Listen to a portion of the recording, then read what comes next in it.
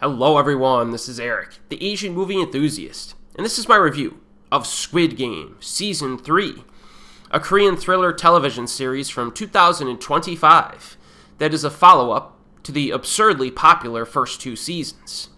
It's only 6 episodes long, with runtimes ranging from 55 to 66 minutes each. Now if you remember, Season 2 was 7 episodes long, and it ended on a cliffhanger, which makes Season 3 feel more like Part 2 of Season 2.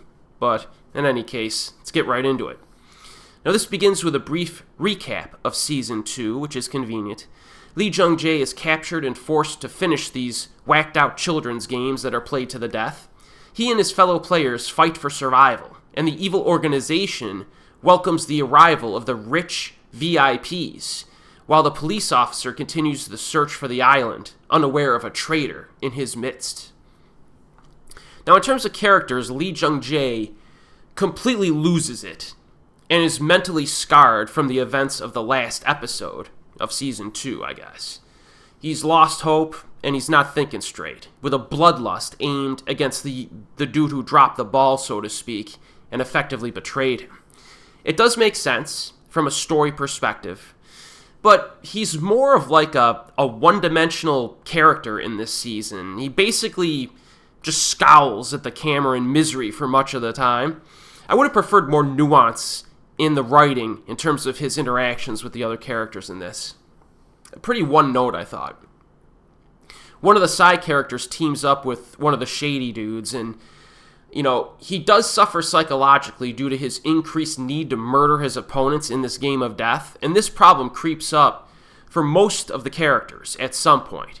You wonder if the negative psychological effects are even worth it when competing in this game for huge cash prizes. And because of this, some of the characters make questionable decisions due to the stress that is being imposed upon them.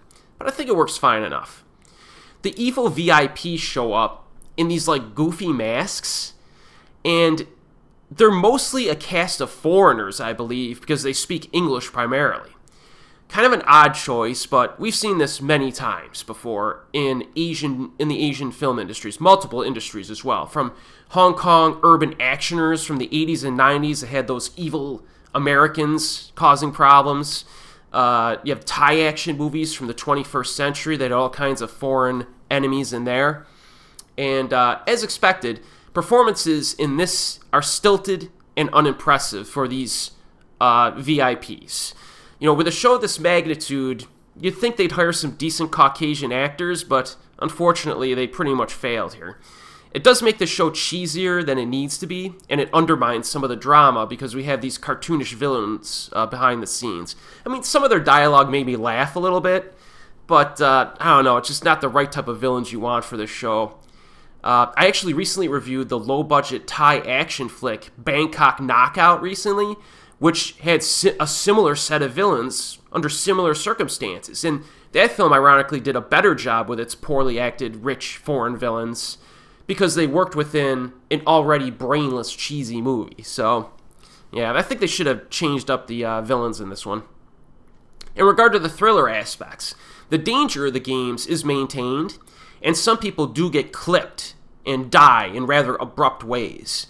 I can imagine some viewers being disappointed in this, but I do appreciate abrupt kills sometimes in a show like this because it ups the sense of danger.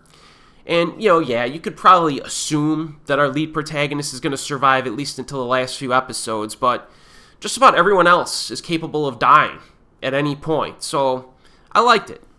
There is a problem to this, however. Season 3 does lack the emotional punch of Season 1, and even certain parts of Season 2. You don't really feel that much when most of these characters die. I think a few of them, you do get a little something out of it dramatically, but others, maybe not so much. So that is a flaw when you consider the legitimate emotions that were felt previously, in the previous seasons. In terms of games, I don't want to spoil too much, but I'll give you a little insight here. There's a hide-and-seek game. Seems pretty basic at first, but there are a few little nuances that creep up. It's basically one team needs to kill the other team, within a weird set in location. It involves keys and knives and stuff like that. Now, I do like the psychological aspect in the setup to the game. Being able to switch sides was kind of interesting. And there are a few strategies that you could think of when going through that one. It was pretty good. There's a jump rope game that feels even more basic, relying entirely on physical skill and timing instead of strategy, with the exception of one strategy that comes out that was actually pretty good. And this show does use that morale psychology where the challenge looks daunting until one person does it, and that gives everyone kind of like an improvement in their morale that they feel like they could complete the game. So I do like that aspect. Unfortunately, the finale of this, the last few episodes, is probably one of the more disappointing games of all 3 seasons. Really basic, and despite having a few good moments in there, it's really not that thought-provoking of a situation. This is the last game from 3 seasons worth of K-drama. I feel like they could have come up with something more creative. Most of the thrills incorporate traditional action like guns and knives, and I think Season 3's reliance on more basic confrontations and violence prevents it from becoming as good as the prior seasons. It takes something away from the identity of the show, which is the game playing, right? I know this director's been complaining for years about how much effort he's put into the show. By the end of the season, you could kind of tell he doesn't have much left in the tank for this project. So I think he's probably done. I could be wrong, though.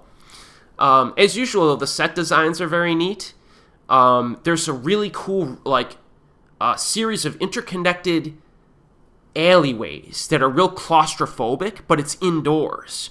And the upper roof is dark or blue sky painted on it with these glowing yellow stars. I thought it was really cool.